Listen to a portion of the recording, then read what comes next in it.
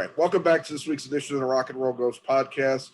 This week we have filmmaker Alfonso Pineda. God, I don't know what's wrong with me today. No worries. It's okay. Welcome back to this week's edition of the Rock and Roll Ghost podcast. This week we have filmmaker Alfonso Pineda Ulloa. I know I messed up the last name there, but I've done three, just for everybody's, I've done three of these so far. I'm not doing it again. For everybody out there, so they know properly how to pronounce your name, go ahead, Alfonso. Alfonso Pineda Ulloa. Hi, Brett. How are you? Ulloa. Great, thank you. Sorry. I truly apologize. Well, you're here to talk about There Are No Saints, which you did a number of years ago, and it's just seeing the light of day, correct? You finished it in what, 2017? Correct. Yes. All right. What can you talk about the delay that happened, for so long until it got released recently? Look, I honestly don't know with exact precision what was the real reason. I know there were several factors. One of them was, the fact that Netflix was having a big presence in Latin America at the same time, and maybe the releases in cinemas weren't they weren't sure about going to cinema or going to Netflix. So for a while there, they weren't sure which distribution strategy they wanted to take. And then I believe when they had everything in place, the pandemic hit. So they decided to, delay it a little bit longer. So I believe that's one of the reasons that it took a while. Okay, so I'm confused. It's Netflix is releasing it? No. At some point, they were considering going through Netflix. They were not sure if they wanted to go through Netflix or going to the movie theaters. I hear you. I'm sorry. Yeah. I get you now. Yeah, because I actually bought the film. I kept forgetting to ask your manager to get a screener, and I saw it was on Vudu, and I was like, it's like $7 to rent, $10 to buy. I'm like, I'll just buy it. So yeah, I just watched it recently. It's a pretty intense film, actually. Why don't you tell people a bit about what the film is about? The film is about this, I would call it hitman sicario, who's going to jail for life, and then he gets pardoned. And this sicario Neto has crossed his moral limits in his past life, and now everything he wants to do, he gets a second chance in life. And he wants to get back to his son. He wants his sins to be forgiven in a way. But, we both know that that's never going to happen, and as soon as he gets out of jail, everyone wants to, get a piece of him. Everyone wants to, get paid the old invoices, put it that way. Yeah. So it's this struggle. He wants to, basically go back to his son, get his son to know him, forgive his sins. But his son gets kidnapped and gets taken back to Mexico, and he has to go get him, and he's willing to do everything he has to do in order to get his son back. Gotcha. And the hitman Sicario is played by Jose Maria Yazpik. Correct. Jose Yazpik, who did Narcos, and he's in Now and Then too, the Apple TV show. Yeah. I interviewed him last year when Narcos Mexico was released, and he was a real pleasure to talk to. And he's really solid. He really can handle taking a lead role like that. It definitely turns out. And you've got a pretty amazing cast. And I was surprised to find you actually had 6 full weeks to make the movie, which for lower budgeted films seems like a little bit of a I don't know, it's a rare thing nowadays. I've been hearing a lot of people working in 3 weeks, 4 weeks. I think in fact, the screenwriter, Paul Schrader, I think made his newest movie in like a month. Were you happy to be able to have a little bit more time to make this one? Well, we did have, if you think, there was a lot of traveling days. Within 6 weeks. The movie takes place it starts in the United States, in Texas, and then he starts traveling down to Mexico all the way to San Luis, which is, if you think of latitude, it's in the same latitude as Oaxaca.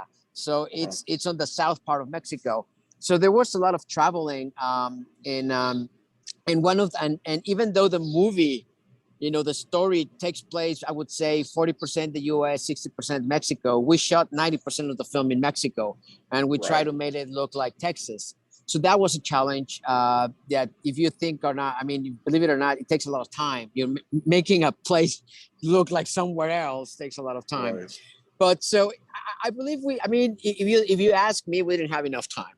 You know, it was because there was, you know, out of those 5 days a week, or you know, there were 2 or 3 days that we were traveling. So, but it was, I mean, it was enough time to make a good movie. So you moved around more often than I assumed within Mexico, and everybody has to realize that how huge Mexico actually is too. Right. Yeah. So it was a lot. Yeah. I mean, some days it was like 12-hour days travel. You get there, you take a day of rest, and then you start shooting.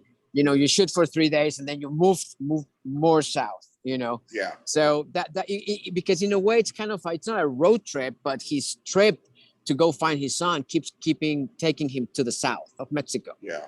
Yeah. It's almost like descending into hell in some Correct. way. Correct. Yeah. Correct. Yeah.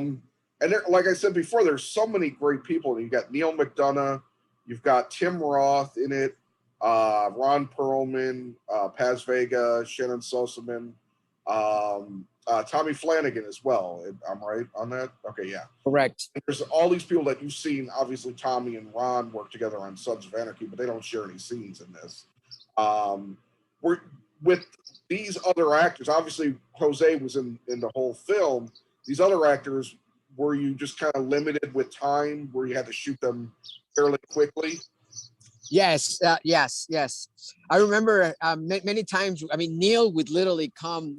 We would fly him from LA to shoot his scenes and then fly him back. And you know, because he happens to be in different parts of Mexico, so he had to travel 3 or 4 times. And literally, like as soon as we were done shooting, he would go to the airport.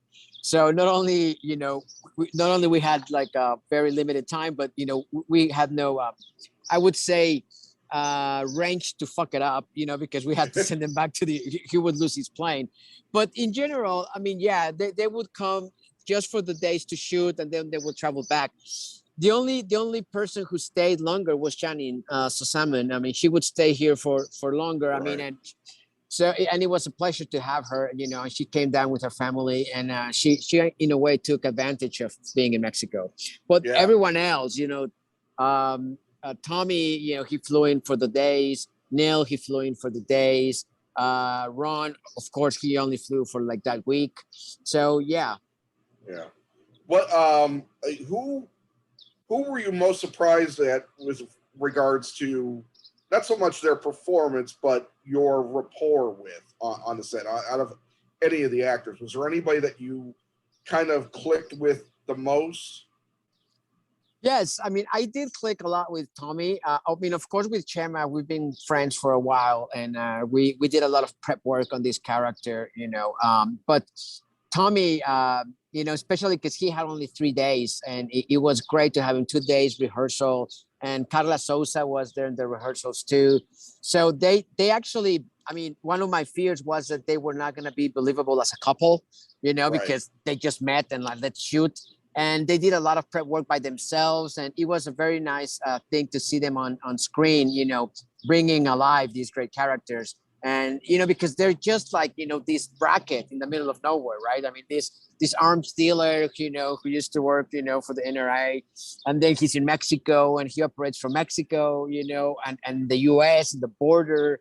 So it was an interesting character to build. And he had a great attitude. He knew, you know, being from the island, you know, being Scottish, you know, he had a little bit of an idea of what was the NRA, and like he brought a lot to the character as well.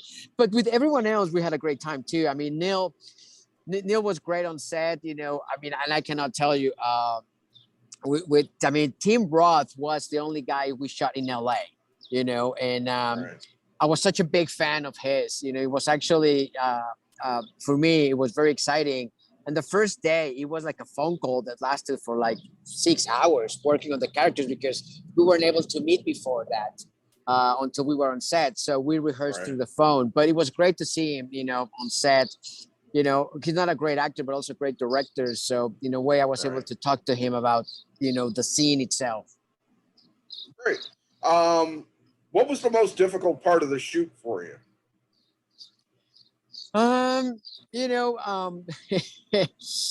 Not really. I mean, the action sequences, just because we had a very little time, to shoot them. So I wanted to make sure we had everything covered.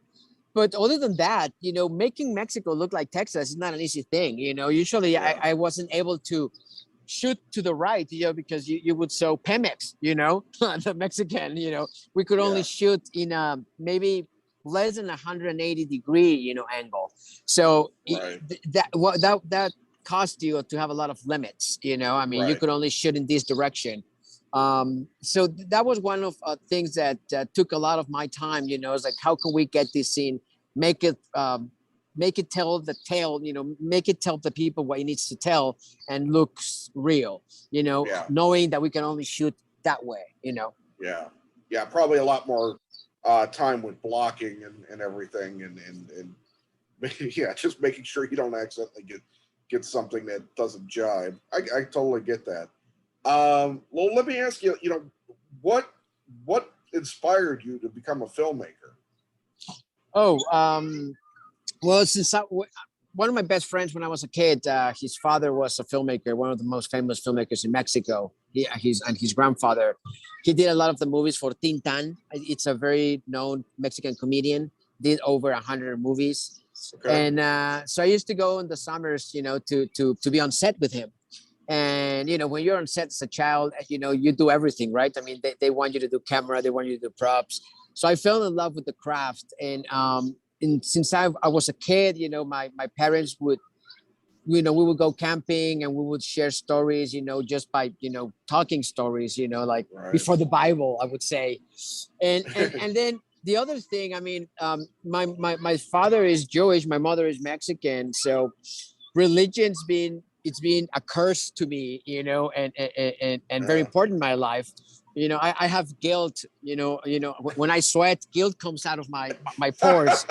Yeah, that is probably the greatest combination of guilt for religion ever is Jewish and Catholic. Jewish and Catholic. So when I read Paul Schrader's script, and to me, what's justice, an eye for an eye, and it's both very important in both the Torah and the Bible, the Old Testament, the New Testament. Guilt is such a big issue, and justice, So it was interesting for me to be able to do a film about a Jesuit, who's named a Jesuit because before the Jesuits were the good, guys, of the priest orders, they were fucking torturers, they would, in Latin America, they would torture the hell out of indigenous people. Yeah. So, you had that. It was like great to be able to explore those feelings of guilt. And Neto is a character filled with guilt and revenge, so it's these two forces, exploding within him. Yeah. Well, we both mentioned Paul Schrader. How did this script come to you? I mean, and what involvement did Paul have on it with you, or was this something that one of the producers bought and you just kind of took over? And I know you changed a couple of things from the script, like Ron Perlman's gang was changed from children because that wasn't feasible.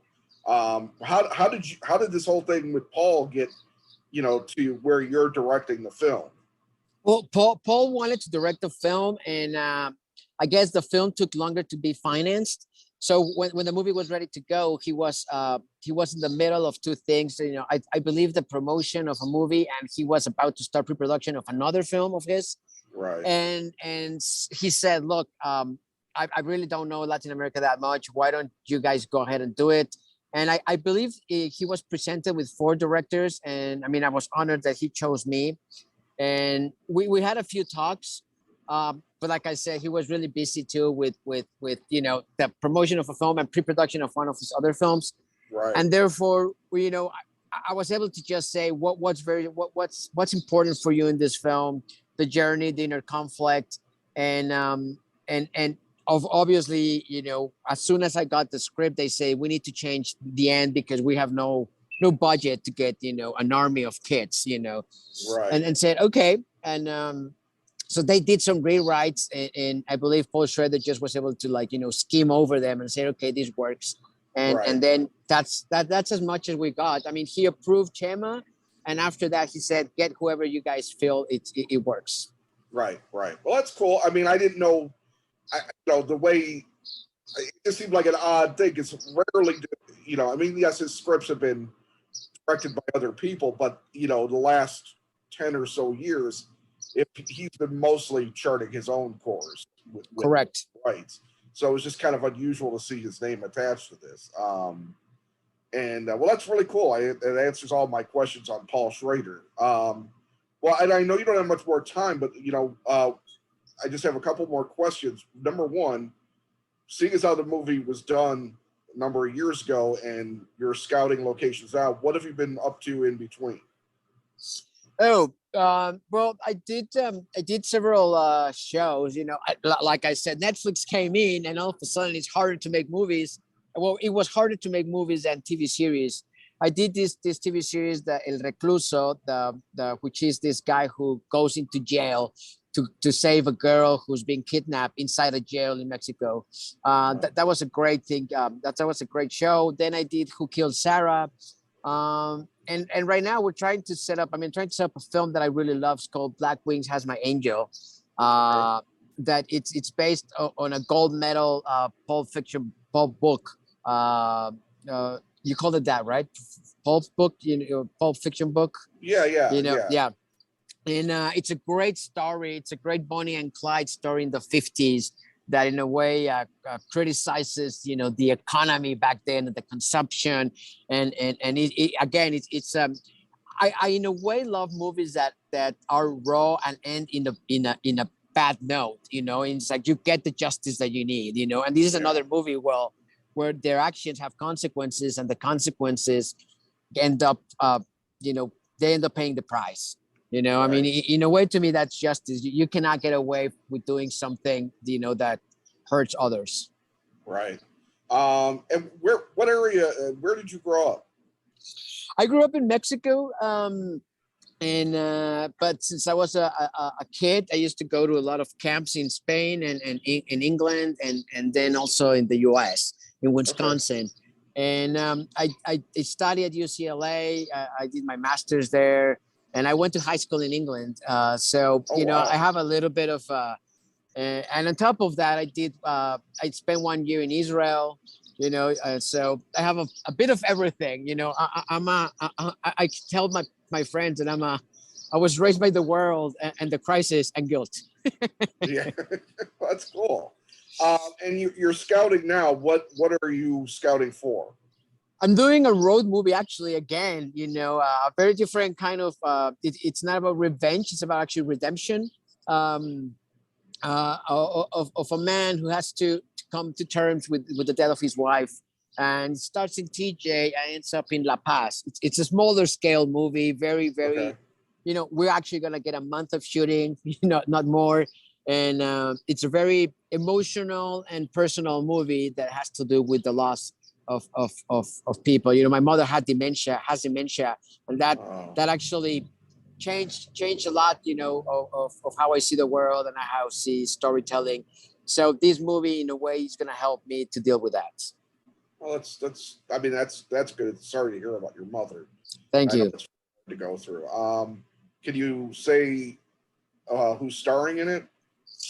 Well, it's actually a Spanish-speaking film. Yeah, Luis Ernesto Franco is actually the producer and the actor in it, and then we have Barbara Lopez. It's a Spanish-speaking film, and hopefully after this we get to do another film that's called Crescent City, you know, in the U.S., which is a movie who's loosely based on Herb Baumeister. I don't know if you know about this serial killer from Indiana. What's the name? Herb Baumeister. No, I haven't heard of that guy. Oh my God, it's a great story. You know, that's in the works. We're actually hoping to get it cast very soon. And as soon as that, you know, hopefully we get to do it at the end of this year or the beginning of next year. That's great. That's great. Well, is there anything I haven't touched on that you wanted to get out there that I may have missed? I don't know. I mean, maybe. I've read some reviews, and I know that the movie it's been you know, touched on the amount of violence, and that was something that I was trying to portray, you know, and I mean, this is saddens me a lot because on the film I try to, you know, exploit the violence in a way that actually we as Mexicans go through in Mexico, but today's Mexico's violence, oh my God, I mean, it's, you know, if the Jesuit has a lot of violence, it has nothing to do with the violence that we're going through, unfortunately, today, you know, in Mexico. The amount of violence and the level, and it's sad to know that we've normalized it in a way, you know. So, you know, for a lot of viewers, you know, the Jesuit may seem to be very violent, but in true, it's almost like I didn't even portray the violence that really happens, you know, which saddens me, but at the same time, it's a statement, you know. Unfortunately, as Latinos in Mexico, we've normalized that. And when you put that into film, to a lot of people, oh my God, it's too violent. But it's nothing, it's really nothing to the amount of violence that we go through every day, or you read in the newspapers. No, I hear you. No, I know it's, there's the uptick in violence there and here in America is extremely horrifying to see, and I wish somebody had an answer. Right. But unfortunately, nobody seems to have a real answer. Which is bad. Well, Alfonso, I really appreciate you taking the time today. Again, sorry for butchering your name. No worries. Hey, I appreciate you taking the time. Good luck with the next film, and hopefully sometime down the road we'll be able to talk again. And I wish you best luck. Thank you, Brett. It was a pleasure talking to you. I appreciate the time and the space. Thank you very much. You have a good day. Bye. Bye.